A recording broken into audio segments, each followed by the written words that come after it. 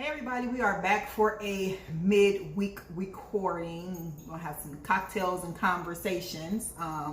So we're not gonna be talking about anything specific. Notice I said specific and not Pacific. I'm sorry. Shots early. So we're just gonna have a little bit of conversation, not too long. We'll jump back in on Friday with Our ratchet life. Our life is certainly not ratchet.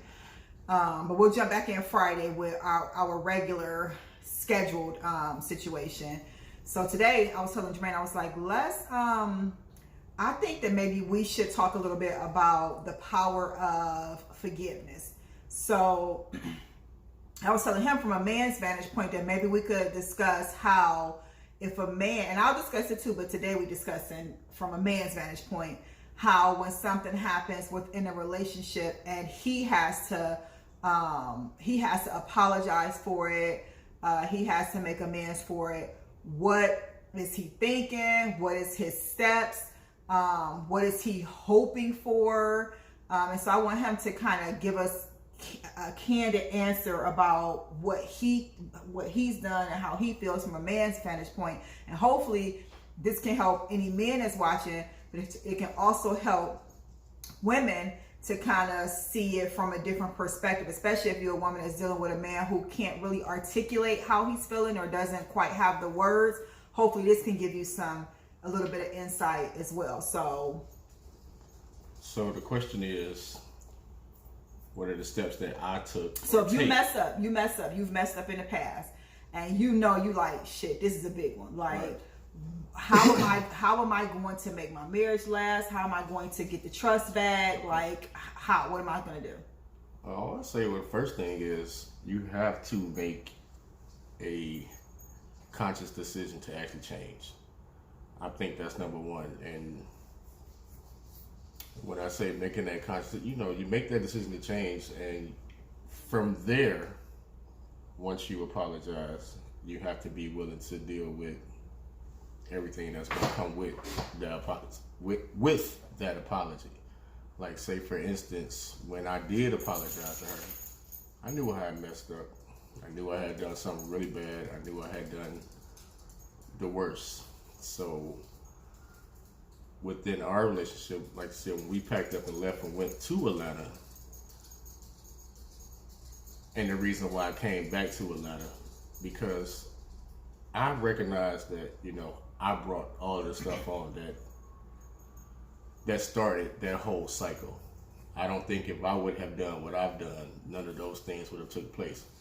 And that's just me. So once I made a conscious decision to change, I think that's where it all started. And then, when it comes to rebuilding that trust with or having hurt, trying to find out how. Let me ask you a question. What's the process of making a decision to change, especially if you're a person who has a pattern of behavior? There is no process. It's just when you make up in your mind, this is what you want to do. That's just what you want to do. So as a woman, I can't force you to make that change. I can't tell you I'm so good. No, you gotta. I don't think anybody can force anybody to make any kind of change. It's just like when it comes to smoking, when it comes to drinking, when it comes to doing anything like that. Nobody can force you to make that change. You have to be. It has to be all you, and until you get that part, it's never really gonna happen. So as a woman, either you have to, if you're dealing with somebody who got some bad behaviors, as a woman, either you have to make a decision that you're going to stay and weather the storm because you don't know when the behavior is going to change, or you have to decide to leave. True. But if you decide to stay, does it, if you decide to stay and you do something and I keep beating you over the head with what you did, how do you think that would affect? Because I'm trying to get sure that would affect a man's life. I'm sure that would affect any man. You say you consciously want to make this change, but at the same time, you've been doing this stuff for a long time. And it's been a couple of times that you done did it. So it's not right for the woman. If she says, I forgive you, That's where it needs to stop at right there. You can't say I forgive you and then constantly continue to beat me over my head with it when I say I'm trying to make a change. But if I beat you over the head with it, will you accept that because you know that you've done wrong? Or now am I wrong? Me personally, I did accept it because I know what I had did. And I knew what I wanted. You know, I knew I wanted this thing to last. So I accepted that.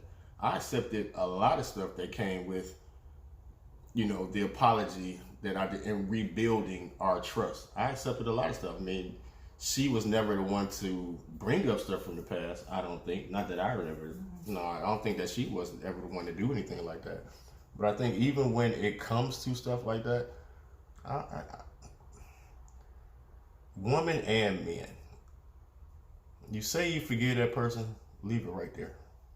And you can't say I forgive you. Like I said before, you can't say I forgive you and then continue to pound me over my head with it. Because now I'm feeling like, okay, well, she said you forgive me. And I'm trying to make all this conscious effort to actually change. And the things that I'm actually doing, soon as you get in your feelings, you want to pound me over the head with the stuff that happened in the past. Now I feel like everything that I've been doing to actually change is just null and void. So why not just go back to do what I was doing? And let's just be clear, for me, it's not easy to forgive.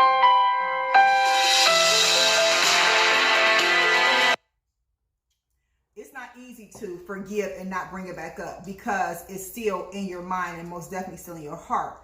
However, for me, I don't want to keep reliving that stuff. So I don't want to keep sitting down and having these deep conversations about this event. Not if I did something or if he did something. I don't want to sit down and keep having these deep conversations about this event because you'll keep reliving it and reliving it and reliving it. Some people are I need all the details. If you want us to be together, you gotta tell me everything. Well, that's fine for you. But for me, I feel like the devil was in the details. All I have to know is that you did this thing. That's it. That's the way I feel too. I don't need to know the details. And one time when we was, you know, when some things did go down in between us, she knew I didn't want to hear no details. And guess what? That's exactly what she did. She gave me the details. And that thing, stand across the street from Mommy's house. Oh, yes. He's right. I did. She gave me the details. She threw a phone at me. Then it cracked me up. Because you know what I did, and let's be clear, we need to put the year mark on this. This was at least 18, 19 years ago. But yeah. I had found out he was doing something. And I think in a previous video, I was kind of like, oh, you gonna hurt, we both gonna hurt. So she didn't. I don't even know how the person who I was jigging with ended up telling on us. How you do that? Who does that? Because you don't care. Like, you know what I'm saying? When you tell on yourself, you don't care. You like, I'm willing to throw myself under the bus to see this situation break up. Good thing going, and you just end up. So they told it, and so I was like, oh, okay. Well, while we doing stuff, then yada yada yada. He would have never known. He probably could have found out, but at the time he would have never known. So I was like, well, while we doing stuff, blah blah blah blah blah blah blah blah. So, but at the time, again, like I said before, my defense mechanism was, you gonna hurt. If I'm gonna hurt, we gonna hurt. Yeah. So anyway, so back to the whole forgiveness thing. So you say, I feel like, and I'm different from a lot of people, because when I say I forgive you, I really don't bring it back up. I really, really, really don't bring it back up. You see, he's freely talking about a specific situation that was really hurtful, but he knows that he can do that. When we cut these cameras off, I don't be like, well, you ain't tell me. And while we talking about, we go right back to our life. We go right back to our life. And he even said something the other night when Caprice was here, and he was like, I don't think I ever said this. And when he said it, I wasn't like, clutching my pearls. I was just like, okay. Because even though it's certain things he may not have said, as a woman, you still know. As a woman, you still feel. So I don't need you to spell it out for me. I can still know in my heart and in my head certain feelings that you had, but I don't have to make you say them or get hurt when you do say them. So for me, when I say I think you hurt when I say them, but you know, but I don't keep beating it over the head. It's like once we've had that deep dive in that conversation and I feel satisfied or he feels satisfied, we just start on the rebuilding process. Because I feel like when you start rehashing every time there's an argument, you try to step forward one step, but you put yourself back 10. Yeah. And then the other person, that like Jermaine said, the other person feels like you're really making this effort to change. Everything is in vain. Yeah, so I mean, like, what am I really doing? I mean, you said you forgive me. You said we're gonna move forward, and I'm trying my best to show you that I'm moving forward. But you constantly, every time you feel like, you know, you in your feelings. So now, you know, some people would be like, you know what? Okay, so this is what you're doing? Okay, well, I'm going to go back to doing what I'm doing. Even if that was to have happened between us in that time, it didn't. Because I knew what I did. I would have took those lumps. I'm just saying, that's me personally. I would have took those lumps because I knew where I wanted to be. I knew I had a family that I wanted to be with, what we were building. I wanted to stay. This was my family. This was my everything. So I would have took those lumps because I know I was the person that would have caused for those lumps to be given upon my head. And I didn't give those lumps, so to speak, because why? What good does it really do? Like, you know, you hurt me. You know I'm upset. You know I'm reeling from this whole thing. You know I'm spinning from this whole thing. What sense does it make for me to keep, you know what I'm saying, beating you over the head? Because if you're a person who really loved the person you with, you may do some stuff, but you really, in the grand scheme of things, you don't want to see them hurt. You know what I'm saying? And if you have a connection with your partner, like, I knew he didn't want to see me hurt. I knew that I never questioned his love for me. I knew he didn't want to see me hurt, but shit happened. And so now it's like, for me, I always ask people like, okay, what does tomorrow look like? Because that's a question. Like, when you in today and emotions are high, what does tomorrow look like? Another thing that I like about her is we can have like an argument or a disagreement, and I would come at her like, blah, blah, blah, blah. Well, I think you did and you shouldn't have did. You know what she hit me with? Okay. She'll go off. Because this one, she needs a little time to, you know, really process what the hell I just said. Then she'll come back to me maybe a day later, hopefully maybe later on that night, and then we'll have that conversation. Which I kind of like about her, because like you said, when you got two people going boom, boom, boom, boom, boom, nobody really hears the other person. So I like that she digresses and then comes back with cooler heads have prevailed. Mm-hmm.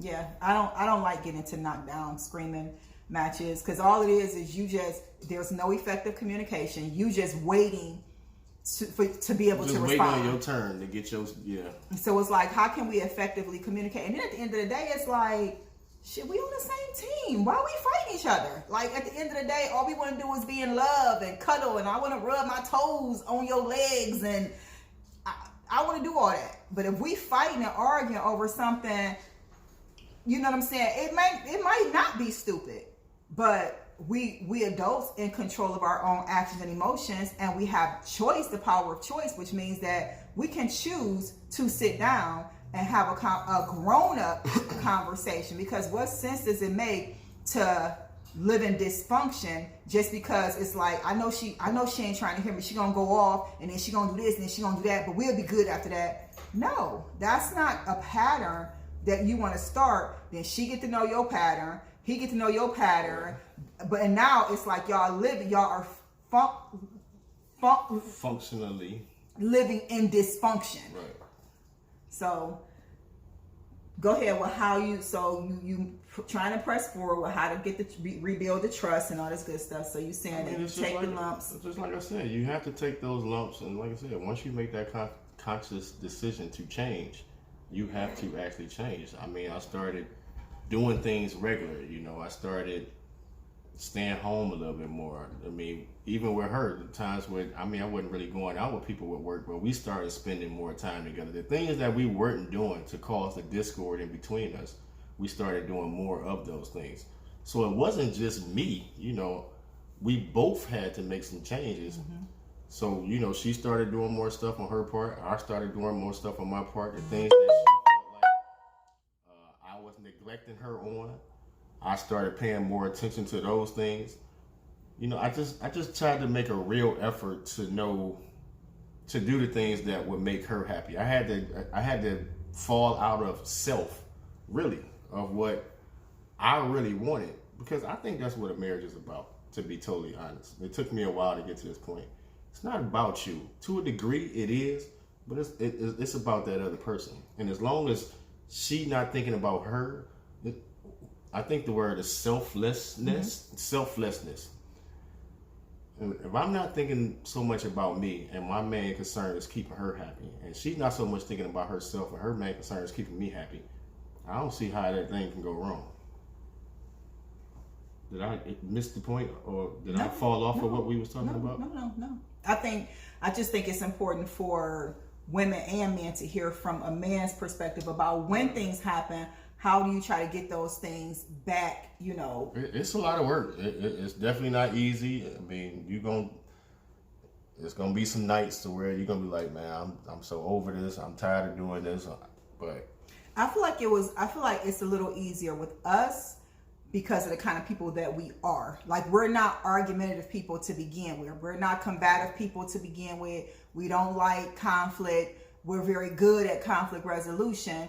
And we are like attached at the hip. So it's like, I don't want him to be mad at me and he don't want me to be mad at him. You know what I'm saying? So when it gets to that point, it is time to have a conversation. Even when things have really went left with us and we have moved back to Cleveland and all that stuff happened, he was sleeping I was working at night. He was sleeping on the floor in my office. Like, that's how it was. Like, really, some things really had to change. It just a lot of things. And it's crazy because I wasn't just like, you've betrayed me, this is the most devastating thing that ever happened to me, I'm out.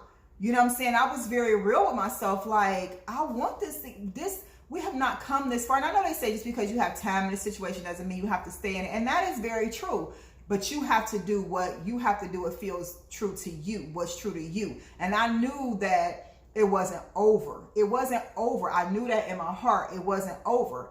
And so because I knew that, like, you know, at one point, the trigger was like, Nick, I'm out. You know, you've humiliated me for the last time, I'm out. But then once you really get a chance to sit down and you get a chance to kind of hear him out and hear his heart. And again, like I put on that post, hear his heart, even if it breaks yours, because those things that might break your heart, you need to know. You need to know those things. You can't have a man or a woman so afraid to speak their heart to you that because they so afraid of what you're gonna say, that now the communication, there's still a wall because y'all can't communicate because you so afraid of what they gonna say. You so afraid they gonna think that it you ain't look so much weak. Communicate, but it's like when we went counseling, effective communication.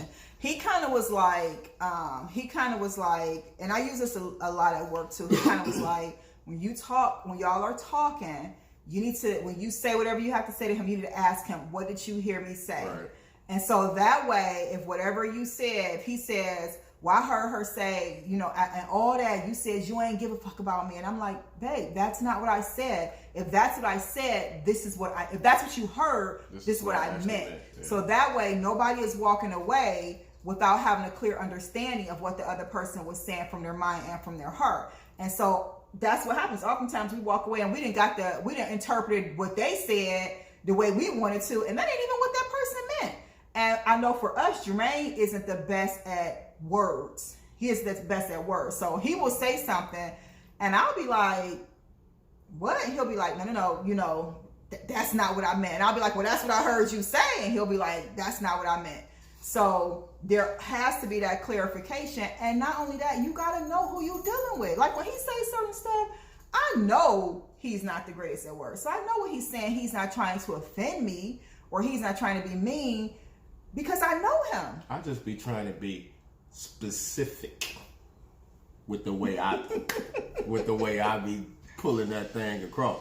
So when you being Pacific, you really not being Pacific. So I try to be Pacific now when I talk to her. You see how she looking at me crazy right now? Because you just said when you're trying to be Pacific, you have to be Pacific. No, I said when I be trying to be specific instead of being Pacific. Because that means you're not really understanding what I'm saying, right?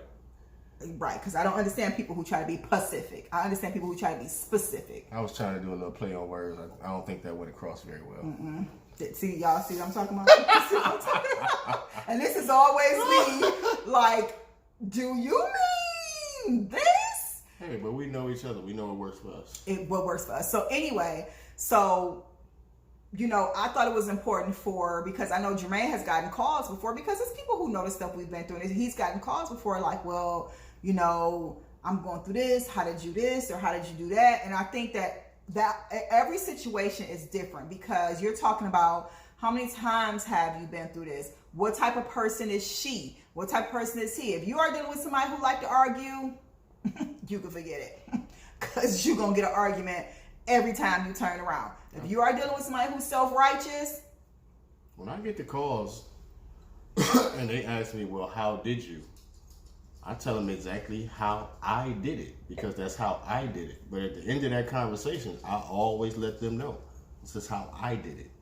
It worked for me. Every situation is different. I don't know your significant other as well as you do. So you can take some bits and pieces of what I said and apply it to your situation. And it may work and it may not work. It worked for me. So, I mean, I just tell them, I tell people straight up. Just like I tell my kids straight up, I tell people straight up the same doggone way. I don't have time to pussyfoot around and go all the way down the street and come right back. You want to know some truth from me? I'm just going to lay it right out on the line for you. And it's not easy, because again, you don't know, you got to know the person. The person that you're dealing with. Again, I don't like to argue. I don't like to relive stuff. I don't like to be combative. I will have a healthy confrontation with you all day long, but I'm not going to have just a straight up confrontation with you. I'm not doing that. And he knows these things about me. Now, mind you, I wish I was the kind of person who would clock out. I'm just not that person. That's just not who God made me. And I accept that that's not who he made me. Why would you want to clock out though? Because I feel like sometimes I would like to feel the emotion and just let it out and then come back down. You know what I'm saying? I feel like sometimes I would like to do that, but I never do that. I always think about stuff first and process it. And by the time I come back, you know what I'm saying, I was like, okay, let's have a conversation. And I had somebody ask me before, like, when some things that happened, I had somebody ask me like, well, are you scared to talk to the person? Are you scared of the person? It's like, scared? Like, I ain't never scared. That's the furthest thing from my mind. But I know me, and I'm not having a conversation with anybody who not even willing to understand another perspective, who's not even willing to try to open up their mind. I'm not having a conversation like that. And I can pretty much assess that situation beforehand. So I don't have those types of conversations. But then even if I did have a conversation, it's going to be a level-headed conversation. If you cannot have a level-headed conversation, I'm not talking.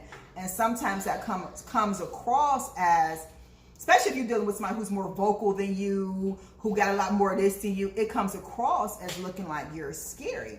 But I don't give a damn about nobody thinking I'm scary. My father told me a long time ago, don't join the circus with the clowns.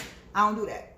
That's not what I do. So, and he knows that. So he knows when it's time to have a conversation, I can have a conversation. So what I say to any woman out there is, if something happens and you want the truth, first of all, you got to be prepared to get the truth. You got to be prepared to hear the truth. Okay? You got to be ready to hear the truth.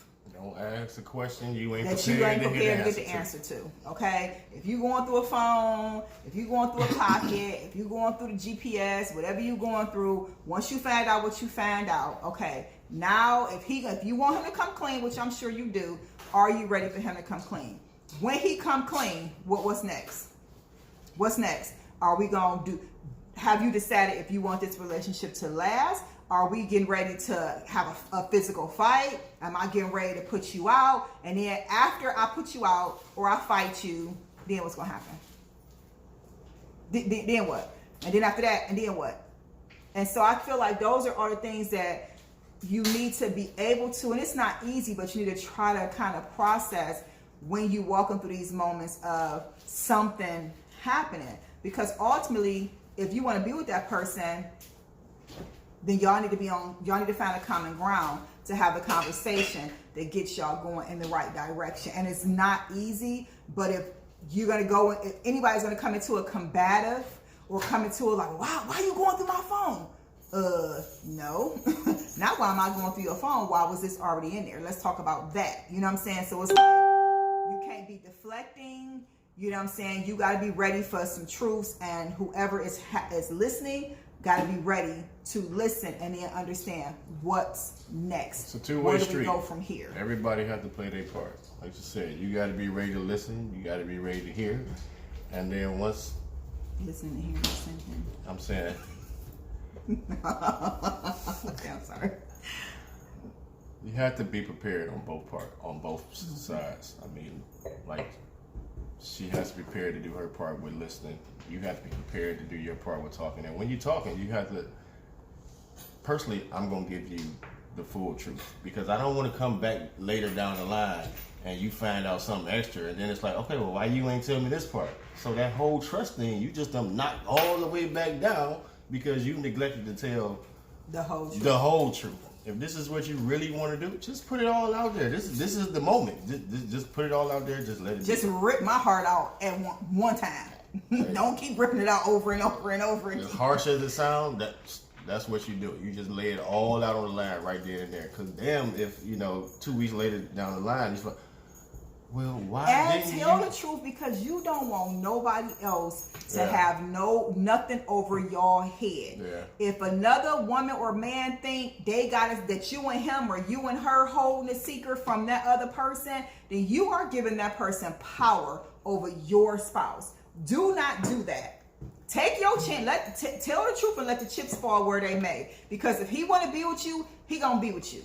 Tell the truth and let the chips fall where they may. Because the last thing I want is another woman having power over me or over him because she holding a secret that she know he ain't tell. And vice versa. So if you gonna tell it all so that y'all can work through that whole thing at the same time. And whoever is getting that truth, be ready to listen to it. Be ready to listen to it and be ready to make some hard decisions based upon your household, not what your mama say, not what your girls say, not what whoever say. Make decisions based upon your household, what's good for your household, how you feel.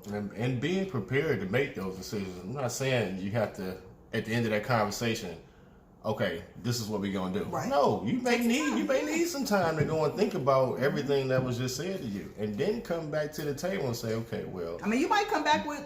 I'm sorry. You might come back with, well, this is what I need from you. I need you to do A. You know what I'm saying? You might have some. Okay, you might have some things you want him to do before you can even make that decision. I want us to rebuild our friendship. I want us to start going on dates again. I want, you know what I'm saying, us to take the kids on a date on Monday, you to take me on a date on Wednesday, whatever the case may be. But there is a process before you might even get to that decision. But be true to yourself. Be honest with yourself. If you know you want this thing to work, then work towards making it work. Don't do all that get out, come back, sleep downstairs, come upstairs. At least try not to do that. Don't add more damage. Don't keep tearing things up and reliving things if you want this thing to work, to move forward. But at the same time, and I'm just being devil's advocate right here. If you don't, and you just feel like you're not gonna be able to trust that person again, get out. Yeah, well, yeah. Don't sit there and say, okay, well, we're gonna try and make this work, and we're gonna try and do this, and we're gonna try and do this for the kids, and my mom said, and the Bible said, and if you feel like it's not gonna work between y'all, get the hell out. Ain't no sense of going through. And don't play no games. Don't take her or him through no crazy ass games to make you feel good and make you feel superior. You think you self-righteous and I'm gonna stand on my soapbox because he gonna know he hurt me. No. If you know it's something you can't get past, if that's your deal breaker, then let it go. Just like we finna let this video go. So this is our conversation and cocktails on a Wednesday. We're gonna cut it off right now. We'll be back on Friday to continue our story, Love Without Women's Limits. Our story. Please watch, comment, share.